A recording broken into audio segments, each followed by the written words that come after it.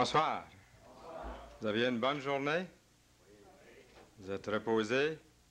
Vous êtes prêt pour un message? OK. Mettez votre ceinture de sécurité. Attachez-la serrée. La première fois que je suis allé en avion, j'avais tellement peur de l'avion que j'ai serré ma ceinture à double tour. L'avion avait de la misère à décoller. Alors j'espère qu'il n'y a pas personne dans ce cas-là ici ce soir, parce que le sujet, c'est comment agir avec ceux qui s'imaginent avoir commis le péché contre le Saint-Esprit. On va y penser pendant 5 minutes, je vais vous adresser. Non, je vais tout de suite continuer. Mais ça, c'est un sujet qui est sérieux. J'aimerais l'aborder dans un état aussi de sérieux. Comment agir avec ceux qui s'imaginent avoir commis le péché contre le Saint-Esprit. Pensons un instant à tous les péchés qui se commettent dans ce monde aujourd'hui. Des péchés dégoûtants, puis qui nous... Je commence d'une façon vraiment négative ce soir. Mais pensez à toutes ces choses-là, puis vous vous dites, est-ce qu'il y a des péchés ou est-ce qu'il y a un péché que Jésus ne pourra jamais pardonner, que Dieu ne pourra pas pardonner, de tous les péchés qui se sont commis sur la surface de la terre? Prenez le plus grand des pécheurs que la terre a connus. On n'ose même pas penser à tous les crimes, à tous les péchés qu'il a faits. Moi, j'ai une personne dans mon idée, je ne vous la nommerai même pas. Je trouve que c'est trop grave, c'est trop sérieux, mais pensez à quelqu'un qui a commis beaucoup de péchés. Si cette personne-là se tourne au Seigneur Jésus-Christ, sincèrement, sérieusement, avec repentance, avec sincérité, puis il dit, Seigneur, je suis un pauvre pécheur, condamné, perdu. Sauve par ta grâce, sauve-moi, Seigneur Jésus. Est-ce qu'il va être sauvé? Alors, il doit y avoir quelque chose quand il est question de ce péché impardonnable. Ça doit être d'autre chose que ça. C'est ce qu'on veut voir. On fait le voyage? OK, ensemble, on part. Moi, je suis étonné de constater combien d'âmes sont tourmentées par cette idée d'avoir commis le péché impardonnable contre le Saint-Esprit. Et c'est très, très sérieux parce qu'on se base sur un verset des Écritures. Le verset thème ce soir, c'est Matthieu 12, verset 31, qui dit, le Seigneur dit, c'est pourquoi je vous dis, tout péché et tout blasphème sera pardonné aux hommes, mais le blasphème contre l'Esprit ne sera point pardonné. Je me suis rendu compte dans mon ministère combien de personnes très sincères qui ont cette idée d'avoir commis le péché contre le Saint-Esprit. À la base, ces gens-là ont une conscience fragile. L'ennemi de Dieu a réussi à se glisser entre Dieu et leur âme. Et je pense à un cas en particulier, un jeune homme qui est venu souvent dans mon bureau. Il avait l'air d'être correct. Quand il repartait du bureau, de mon bureau, là, il était encouragé. Il avait l'air d'avoir compris, d'avoir saisi, d'avoir accepté la grâce de Dieu. Puis il me revenait 2-3 mois plus tard, complètement à terre, découragé. Je l'ai vu pleurer dans mon bureau, dire, je suis découragé, Dieu ne m'accepte pas, j'ai fait un péché impardonnable. Un jour, je lui ai demandé, est-ce que tu serais à l'aise de me dire ce que c'est? Qu'est-ce que tu as fait? Tu n'es pas à la confesse, mais si ça ne te gêne pas, ça va être confidentiel. Et je nommerai pas son nom, bien sûr. Vous ne savez pas qui c'est. Vous ne le connaîtrez probablement jamais. Donc, je me sens à l'aise de parler de ce cas-là ici. Et puis, il m'a dit que, avant sa conversion au Seigneur Jésus-Christ, il avait fait un pacte avec le diable, avec Satan. Il avait donné son âme à Satan. Pour toujours, il avait fait un sac, il avait signé de son sang, comme quoi qu'il donnait son âme au diable. Il dit, pour moi, il dit, c'est un pacte que j'ai fait, puis que Satan, lui, respecte. Il dit, moi, je veux bien briser ça, mais il n'arrivait pas à réaliser que le sang de Jésus-Christ le purifiait de tout péché. Il n'arrivait pas à la puissance. Satan, comme je viens de le dire, Satan s'était glissé entre la grâce de Dieu et son âme. Satan a réussi à se glisser entre les deux, puis à mettre cette personne-là très misérable. Ça ne lui enlevait pas, je suis certain que ça ne lui enlevait pas son salut, mais la personne elle-même vivait comme une personne en dépression lorsqu'elle vivait ces moments-là très difficiles. Et c'est pour ça que j'ai commencé à fouiller dans la Bible, puis le message que je vous livre, c'est après lui avoir parlé maintes et maintes fois. Il a appelé dernièrement, lorsque je suis allé reconduire mon beau-père Roland Lacombe en Floride. Un soir, j'ai appelé chez nous, que j'appelle à tous les jours pendant le voyage pour dire à mon épouse Yolande que tout va bien, qu'on est rendu en Caroline du Nord, puis après ça, on est rendu en Georgie, puis qu'on est rendu en Floride.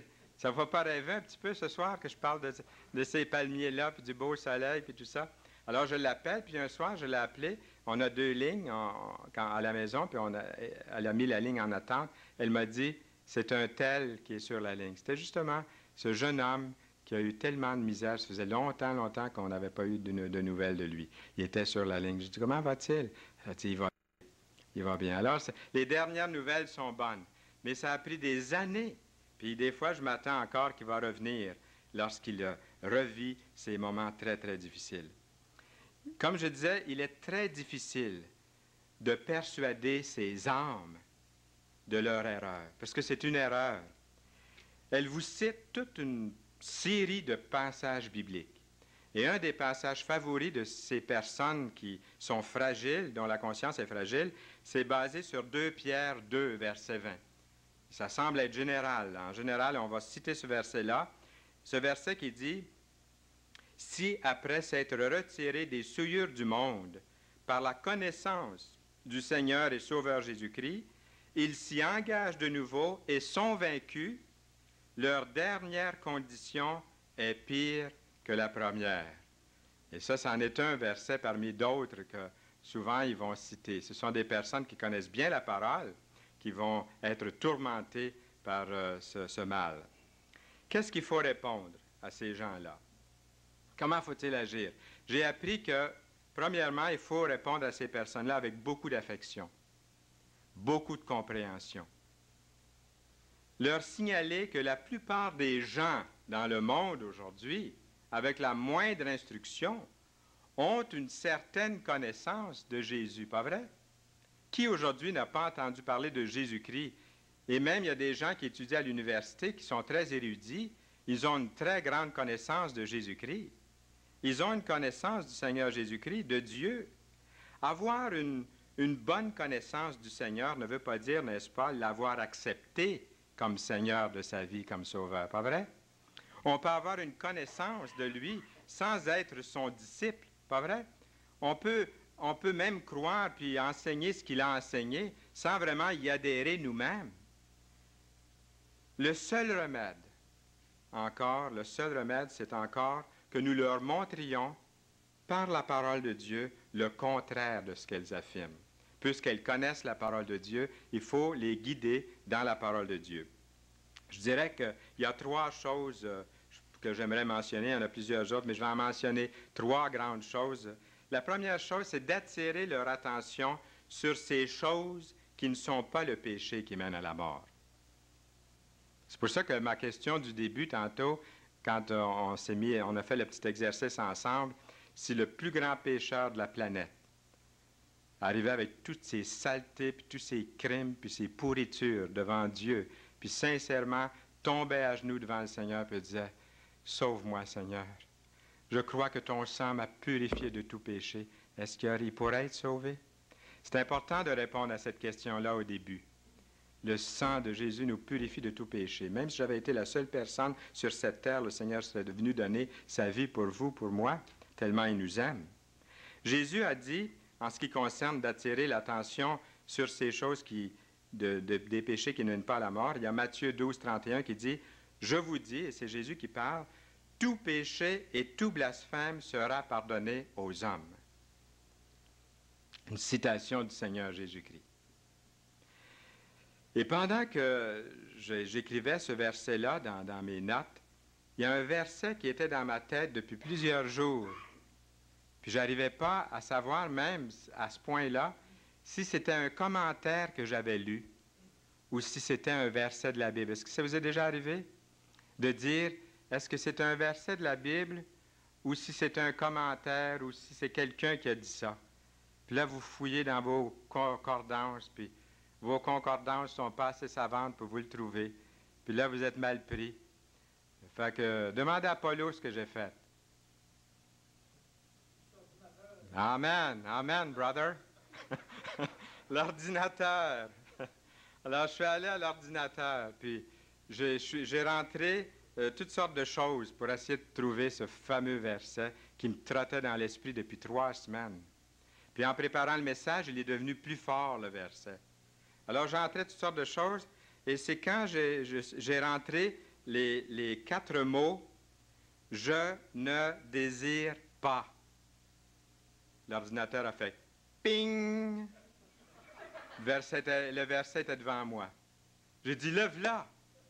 Et puis là, j'ai fait « CTRL Z ». Il a appris ça après-midi, l'Apollo. CTRL Z, puis qu'est-ce qui est arrivé? Bzz, bzz, bzz, bzz, le verset était là.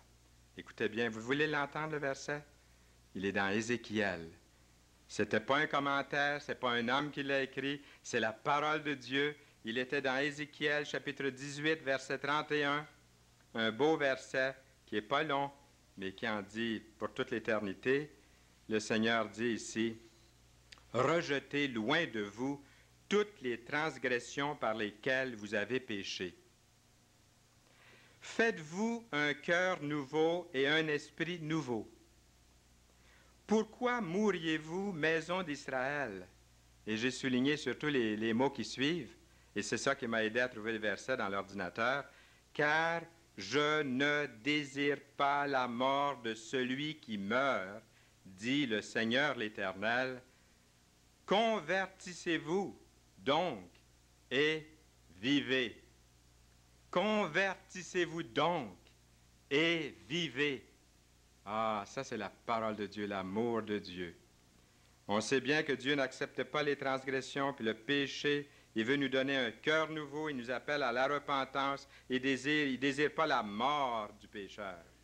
Dieu ne désire pas écrabouiller le pécheur, ne désire pas le faire disparaître ou le faire mourir ou se réjouir quand le pécheur meurt. Qu'est-ce que Dieu veut? Il veut que le pécheur se convertisse puis qu'il vive.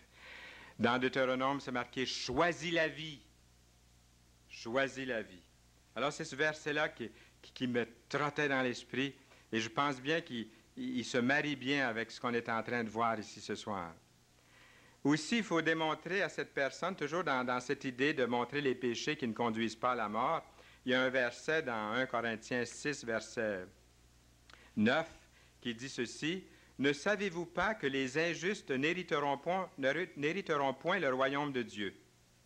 Ne vous y trompez pas, les impudiques, les idolâtres, les adultères, les efféminés, ni les infâmes, les voleurs, les cupides, ni les ivrognes, les outrageux, les ravisseurs, n'hériteront le royaume de Dieu. » On se met à penser à ça, puis on dit, il n'y en aura pas gros au ciel. Parce qu'il y a certainement un de ces péchés-là qui nous touche un petit peu, ou qui touche notre parenté, qui nous touche autour. Mais regardez ce que le verset dit, ça ne s'arrête pas là. Le verset 11 dit, « Et c'est là ce que vous étiez, quelques-uns d'entre vous. » Alors, il n'y a aucun péché qui ne peut pas être vraiment pardonné. C'est là ce que vous étiez, quelques-uns d'entre vous, mais vous avez été lavés, vous avez été sanctifiés, vous avez été justifiés au nom du Seigneur Jésus-Christ et par l'Esprit de notre Dieu. C'est pas beau, ça? Alors, moi, je suis sauvé. Je suis sauvé par la grâce de Dieu. Il y a aussi à la femme adultère, Jésus lui dit, « Tes péchés sont pardonnés » dans Luc 7, 48. Puis le Seigneur dit, « Ses nombreux péchés ont été pardonnés ». Il y a aussi le meurtre et l'adultère du roi David. David dit à Nathan, « J'ai péché contre l'Éternel. » Et sûrement qu'il l'a dit avec beaucoup de chagrin puis de découragement. Si on avait vu le visage de David, « J'ai péché contre l'Éternel. » Et Nathan dit à David, « L'Éternel pardonne ton péché. Tu ne mourras point. » Ça, c'est un beau message, hein? Dans 2 Samuel 12, verset 13. « Tout péché et tout blasphème sera pardonné aux hommes, dit Jésus, dans Matthieu 12, 31. » Deuxièmement, attirer leur attention sur les causes qui aboutissent au péché qui mène à la mort. Premièrement, dans les Actes 7, 51, on a un de ces péchés-là qui peuvent conduire quelqu'un au péché impardonnable. C'est la résistance continuelle à la grâce de Dieu ou au Saint-Esprit. La résistance continuelle au Saint-Esprit. Nous lisons dans ce verset, « Hommes au cou raide, incirconcis de cœur et d'oreille, vous vous opposez toujours ou continuellement au Saint-Esprit. Ce que vos pères ont été, vous l'êtes aussi. » Qu'est-ce qu'ils étaient, leurs pères? Ils étaient incrédules. Ils étaient idolâtres. Si on a toutes les idoles du monde entier, puis on n'a pas Jésus comme sauveur, qu'est-ce que ça va nous donner? On n'a pas la grâce de Dieu, pas vrai? Si on est incrédule, qu'est-ce qui nous reste pour être sauvés? Deuxièmement, il y a l'endurcissement du cœur à l'égard de Dieu. Dans Éphésiens 4, 18, Paul dit, « Ils ont l'intelligence obscurcie, ils sont étrangers à la vie de Dieu à cause de l'ignorance qui est en eux, à cause de l'endurcissement de leur cœur. » Comme Pharaon qui a rejeté Dieu, puis à la fin, il s'endurcissait de plus en plus. Il ne pouvait plus s'attendrir, il s'était endurci. Et troisièmement, l'indifférence totale aux choses spirituelles peut conduire au péché impardonnable. Nous lisons dans Éphésiens 4, 19, « Ayant perdu tout sentiment ou tout discernement, toute sensibilité, ils se sont livrés à la dissolution pour commettre toute espèce d'impureté jointe à la cupidité. » Ils se sont égarés, autrement dit. Ils se sont allés très loin de Dieu. Mais en aucun moment, ces gens-là, ils pourraient revenir au Seigneur, se tourner vers lui.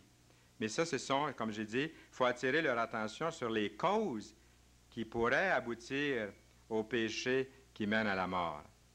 S'ils persistent là-dedans, s'ils persistent dans cette résistance, ou dans cet endurcissement, ou dans cette indifférence. Pas vrai qu'ils sont en grand danger.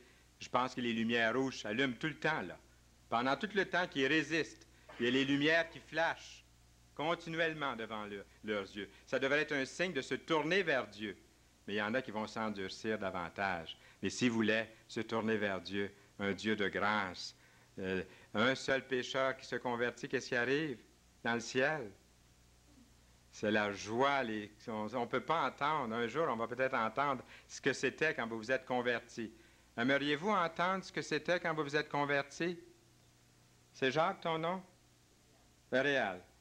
Tourne donc le volume pour qu'on entende les anges. C'est pas possible, hein, ce soir. Mais un jour, on va les entendre. OK. Un jour, Réal, dans l'éternité, va pouvoir tourner un bouton, puis là, vous allez voir ce que c'était le jour de votre conversion. Lorsqu'un pécheur s'est converti. Moi, j'étais un petit garçon de 11 ans. Il a dû avoir des cris de joie dans le ciel, comme ce fut le cas pour celui qui avait 95 ans. Il y a eu des cris de joie dans le ciel. Qu'est-ce que le péché contre le Saint-Esprit? C'est le plus terrible qui soit. C'est le plus terrible qui soit. Comme se sont rendus coupables les pharisiens. Ils attribuaient à la puissance de Satan les miracles que Jésus opérait par l'Esprit de Dieu. Hein? C'est grave. De dire, ils ont dit à Jésus en pleine face, les miracles que tu fais, c'est par la puissance des démons, par la puissance de Béelzébul. Qu'est-ce qui leur restait, pauvres autres? De rejeter la grâce de Dieu dans la personne de Jésus-Christ. Les pharisiens, ayant entendu cela, dirent, « Cet homme ne chasse les démons que par Béelzébul, prince des démons. » Il parlait de Jésus. Comme Jésus connaissait leurs pensées, il leur dit, « Tout royaume divisé contre lui-même est dévasté, et toute ville ou maison divisée contre elle-même ne peut subsister. Si Satan chasse Satan, c'est ce qu'il disait là de Jésus, il est divisé contre lui-même. Comment donc son royaume subsistera-t-il? » Matthieu 12, 24. Bonne question qu'ils n'ont jamais pu répondre jusqu'à aujourd'hui. Les pharisiens s'opposèrent à la lumière divine. Les pharisiens s'opposèrent à la grâce de Dieu dans la personne de son Fils, le Seigneur Jésus-Christ. Et troisièmement, montrez à ces âmes, montrez-leur la différence entre attrister le Saint-Esprit ou pécher contre le Saint-Esprit. Il y a possibilité, pas vrai qu'il y a possibilité d'attrister le Saint-Esprit par la désobéissance dans votre vie, dans ma vie? La Bible dit, « N'attristez pas le Saint-Esprit de Dieu par lequel vous avez été scellés. » Un sceau, c'est quoi? C'est pour longtemps surtout. Scellés pour le jour de la rédemption. Nous sommes scellés, nous dit la Bible. Éphésiens 4,30 dit, « N'attristez pas le Saint-Esprit de Dieu par lequel vous avez été scellés pour toujours. » C'est quelque chose de grand que Dieu nous dit dans ce verset-là. Un sceau qu'on ne peut pas briser. Mais on peut l'attrister, puisqu'il dit, « N'attristez pas le Saint-Esprit. » Faites pas de la peine au Saint-Esprit, nous dit ce verset-là. Ne faites pas de la peine à Dieu par votre désobéissance, parce que par votre désobéissance, vous faites de la peine au Seigneur. Vous l'attristez, Dieu peut avoir de la peine, mais vous êtes scellés du Saint-Esprit. Vous qui l'êtes scellés du Saint-Esprit, vous pouvez faire de la peine au Seigneur. Cela nous fera perdre à celui qui attriste le Saint-Esprit, ça va lui faire perdre quoi? Son salut? Ça va, oui, les récompenses. Ça va lui faire perdre aussi la joie, oui, la joie. Ça va lui faire perdre la joie de son salut. Il ne bénéficiera plus des dividendes de son salut éternel. Il va même dire, je suis perdu, j'ai péché contre le Saint-Esprit. Il va dire des choses, il va s'égarer, il va aller loin de Dieu, il va tomber dans le mal, il va vraiment s'égarer, être très, très malheureux s'il prend cette voie-là. La joie du salut est dans notre cœur. C'est pour ça qu'on peut la perdre. Ce qui est dans notre cœur, on peut le perdre, la joie du salut. Mais notre salut est où? Il est sur la croix du calvaire, notre salut. La joie du salut est dans notre cœur, mais le salut est sur la croix du calvaire. Nos péchés peuvent nuire à notre communion avec Dieu.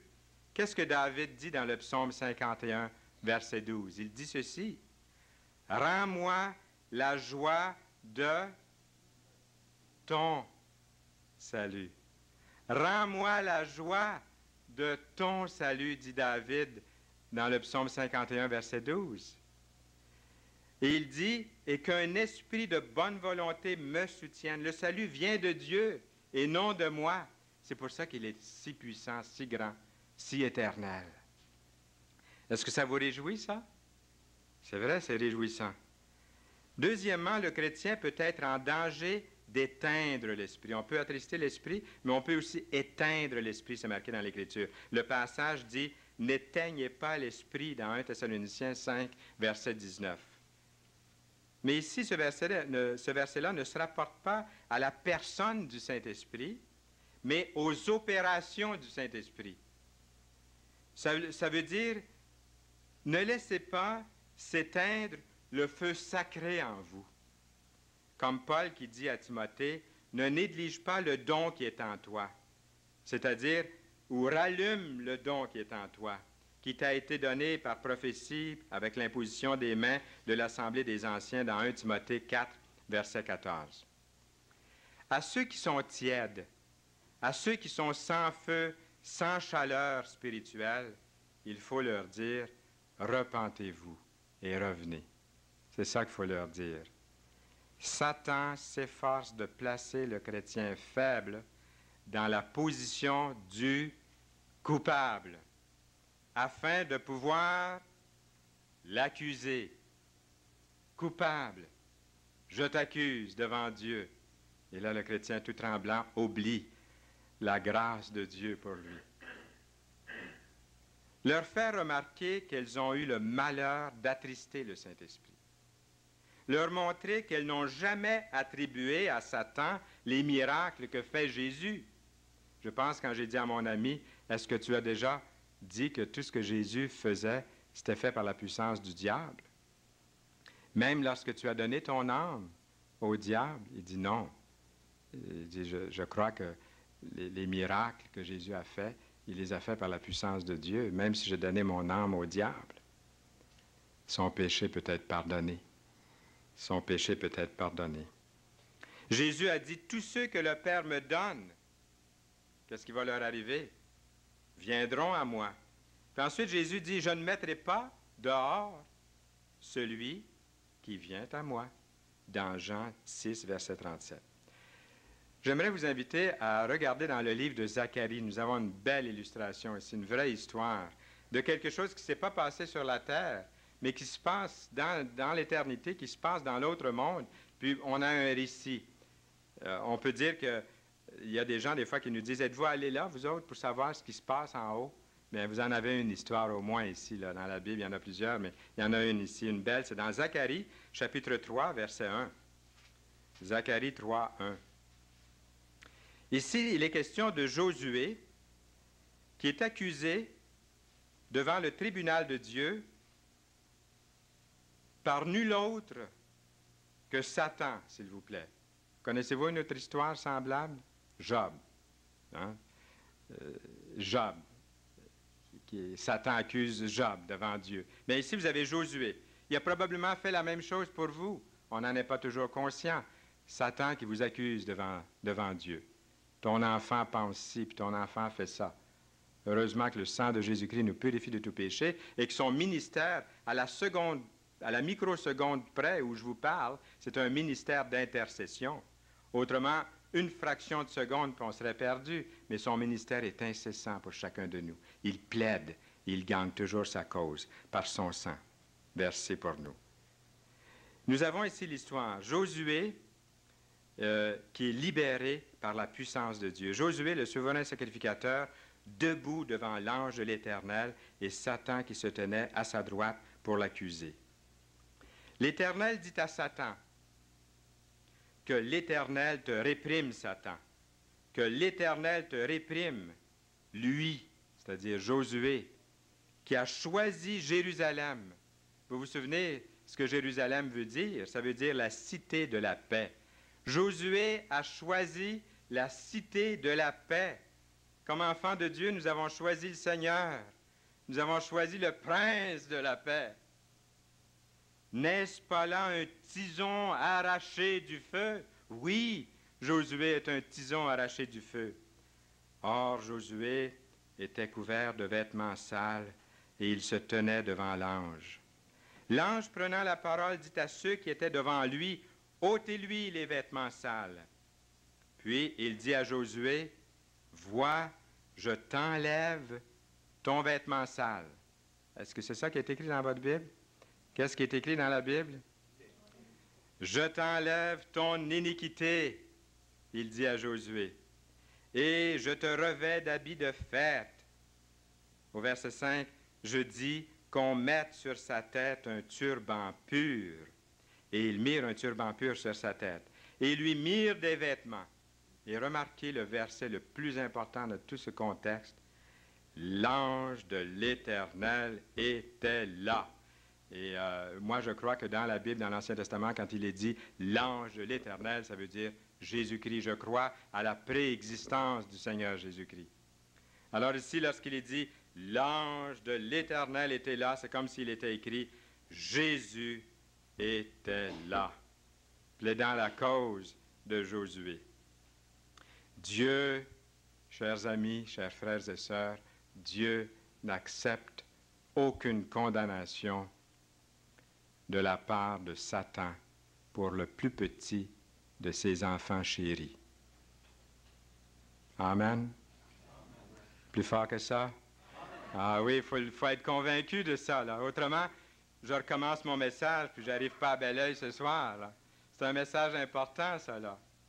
De réaliser que Dieu n'accepte pas, cher ami, Dieu n'accepte pas d'accusation envers le plus petit de ses enfants de la part de Satan. Même s'il se glisse quelquefois entre l'âme de cette âme fragile qui est sauvée par la grâce de Dieu et puis entre Dieu, le Seigneur n'accepte pas parce qu'il voit son Fils. Il nous voit au travers de son Fils. Dans le psaume 51, verset 18, il y a ceux qui se démènent quand ils réalisent là, qu'ils ont eu cette peur ou ils pensent avoir commis ce péché impardonnable. La Bible dit, « Si tu eusses voulu des sacrifices, je t'en aurais offert. Mais tu ne prends point plaisir aux holocaustes. » Les sacrifices qui sont agréables à Dieu, c'est quoi? C'est un esprit brisé. Ô Dieu, tu ne dédaignes pas un cœur brisé et contrit. C'est important, hein, de venir des fois brisé, puis souvent devant Dieu, Seigneur, j'ai un cœur brisé, j'ai de la peine. Le Seigneur vous aime, il vous regarde, il entend vos soupirs. Ce sont des prières, nos soupirs. Dans le psaume 51, versets 18 et 19. Il y a Luc 15, 7 qui dit ceci. Jésus dit, « De même, je vous le dis, on l'a cité le verset tout à l'heure, il y a plus de joie dans le ciel pour un seul pécheur qui se repent que pour 99 justes qui n'ont pas besoin de repentance. » Luc 15, 7. Il y a aussi dans l'Ancien Testament un beau verset qui dit, « Dieu est ma délivrance. Je serai plein de confiance. » Je pense que c'est comme ça qu'il est reparti un jour, la dernière fois, de chez nous, d'après l'appel de l'autre soir. Il est reparti plein de confiance. Il a peut-être pu dire, comme Ésaïe, « Je ne craindrai rien, car l'Éternel est ma force et le sujet de mes louanges, c'est lui qui m'a sauvé. » Encadrez-le, ces mots-là. C'est lui qui m'a sauvé. À chaque dimanche, puisqu'on ne se réunit pas dans une chapelle, chez nous, à Belleuil, on se réunit dans une école, on n'a pas d'église, on n'a pas de bâtisse. Et puis, à toutes les 2-3 semaines, il y a une femme, un homme, ceux qui ont des ordinateurs à la maison, qui s'offrent pour faire une bannière. Alors, notre bannière change régulièrement. Et les chrétiens, ils savent que j'aime beaucoup « C'est lui qui m'a sauvé ».